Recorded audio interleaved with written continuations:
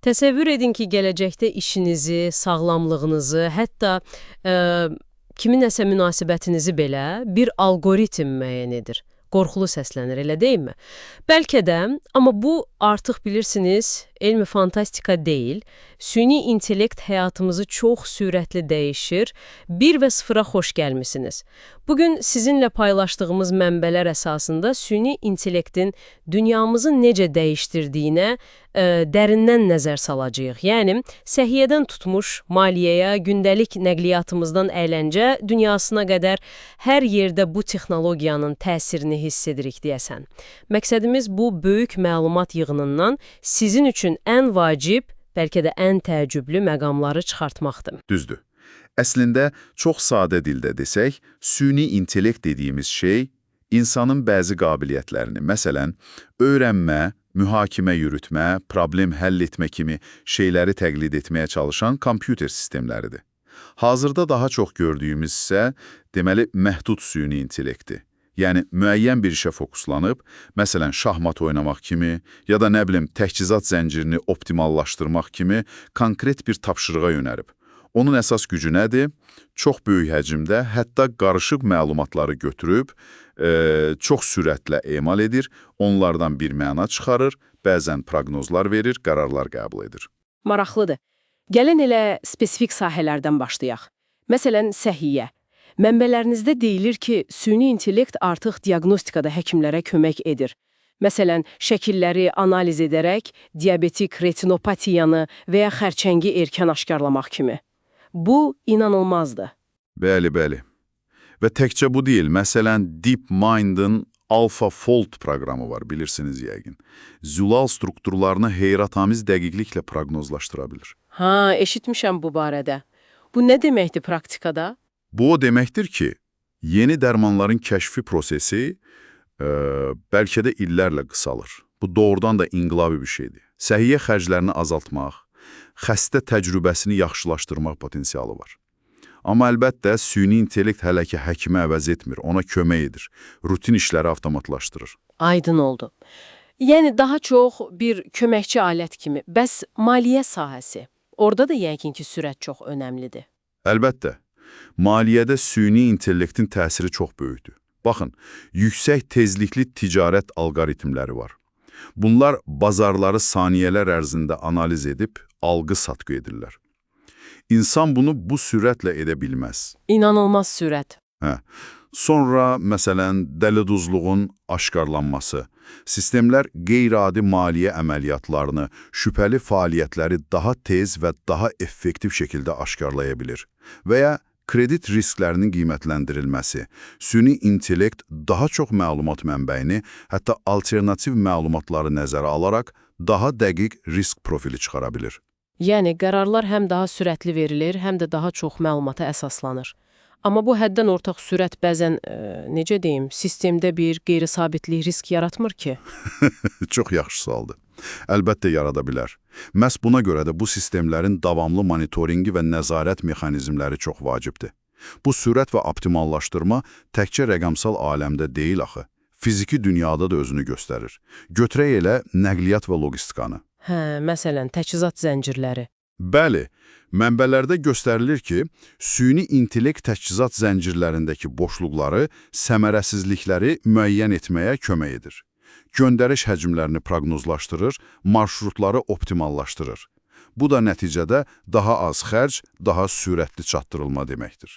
Və təbii ki, avtonom nəqliyyat məsələsi var, avtomobillər, yük maşınları. Bu, hələ inkişaf mərhələsində olsa da potensialı çox böyükdür. Tamamilə doğrudur. Bu, bütün nəqliyyat sistemini dəyişə bilər. Hətta şəhərlərdəki tıxac problemini həll etməyə kömək edə bilər. Maraqlıdır. Hətta əyləncə sahəsi belə bu texnologiyadan kənarda qalmır. Mənbələrinizdə qeyd olunur ki, məsələn, sosial mediada və ya platformalarda zərərli məzmunun avtomatik aşkarlanması, yəni moderasiya üçün istifadə olunur. Bəli, real vaxt rejimində milyonlarla kontenti analiz etmək insana çox çətin olardı. Süni intellekt bunu bacarır. Həmçinin izləyici rəylərini, davranışlarını analiz edərək bizə fərdiləşdirilmiş tövsiyələr verir.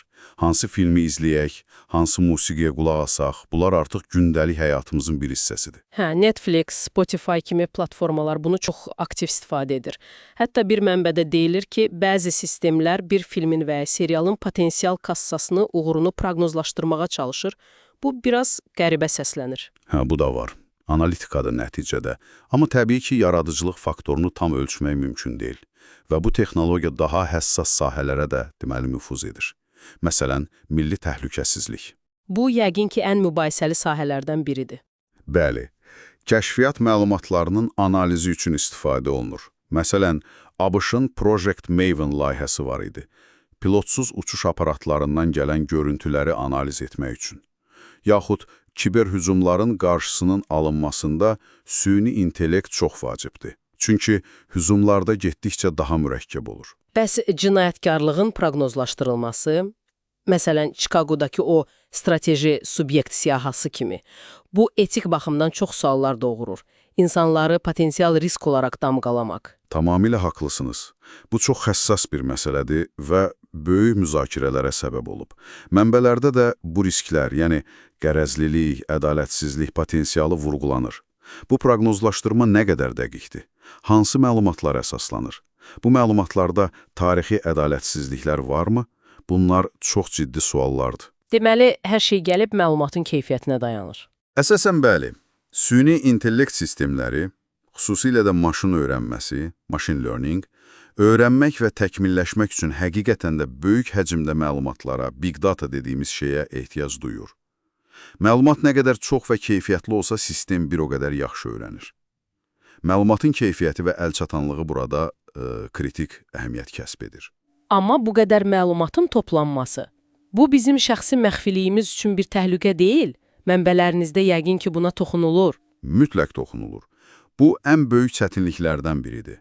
Kütləvi məlumat toplanması bizim ənənəvi məxfilik anlayışlarımızı, prinsiplərimizi, sınağa çəkir.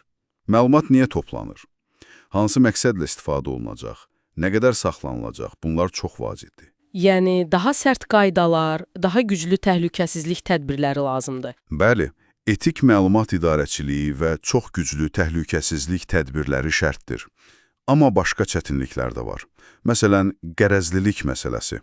Əgər sistemə təqdim etdiyimiz məlumatlarda cəmiyyətdə mövcud olan sosial, tarixi qərəzlər varsa, sistem də onları öyrənir və gücləndirir. Məsələn, üst tanıma sistemlərinin bəzi ırqları daha pis tanıması kimi. Tam olaraq. Bu, çox real bir problemdir. Süni intellekt obyektiv deyil. O, ona verilən məlumat qədər obyektivdir. Bu qərəzlərin aradan qaldırılması çox çətindir, amma vacibdir. Sonra şəffaflıq məsələsi var. Yəni, qara qutu problemi. Bəzi mürəkkəb modellər var ki, onların necə qərar verdiyini, hansı faktorlara əsaslandığını anlamaq çox çətin olur. Bu da etimad problemini yaradır. Axı, necə etimad edə bilərik bir sistemə ki, onun necə işlədiyini bilmirik? Buna görə də qərarların izah edilə bilməsi right to explanation deyirlər. Getdikcə daha vacib bir tələbə çevrilir. Aydın olur. Bəs bütün bu avtomatlaşdırma, optimallaşdırma işçi qüvvəsinə necə təsir edir? Çoxları işini itirəcəyindən narahatdır. Bu da çox haqlı bir narahatlıqdır. Mənbələr də göstərir ki, vəziyyət əslində biraz ikilidir. Bəli, bəzi işlər, xüsusən də rutin, təkrarlanan işlər avtomatlaşdırılır və bu, bəzi iş yerlərinin itirilməsi deməkdir. Amma yəqin ki, yeni işlər də yaranır. Əlbəttə. Eyni zamanda süni intellektin özünün inkişafı, tətbiqi, idarə olunması, etik aspektlərinin təmin edilməsi üçün yeni bacarıqlara, yeni peşələrə böyük tələbat yaranır. Məlumat analitikləri, süni intellekt mütəxəssisləri, etik nəzarətçilər və s. Əsas məsələ budur ki, işçi gülləsi bu yeni tələblərə necə uyğunlaşacaq? Yəni, təhsil və təlim proqramlarının kökündən yenilənməsi lazımdır? Mütləq. Ömür boyu öyrənmək konsepsiyası daha da aktuallaşır. İnsanların yeni bacarıqlar qazanması üçün imkanlar yaradılmalıdır. Belə başa düşürəm ki, texnologiya irəlilədikcə bizim qaydalarımız, etik yanaşmalarımız, hətta düşüncə tərzimiz də onunla ayaqlaşmalıdır. Bəs necə bir tənzimləmə mexanizmi qurmaq olar ki, həm innovasiyanı boğmasın, həm də dediyiniz o riskləri, qərəzliliyi, məxfiliyin pozulmasını, ədalətsizliyi minimuma indirsin? Bax, bu milyon dollarlıq sualdır. Çox çətin bir tarazlıq tapmaq lazımdır. Mənbələr daha çox çevik adaptiv tənzimləmənin tərəfdarıdır. Yəni, texnologiya sürəklə dəyişdiyi üçün qaydalar da daşlaşmış olmamalıdır. Lazım gəldikcə yenilənə bilməlidir.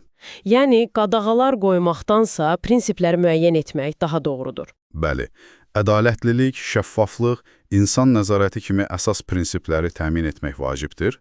Amma bunu elə etmək lazımdır ki, startaplar, tədqiqatçılar, yeni ideyalar, yeni həllər üzərində işləməkdən çəkinməsinlər.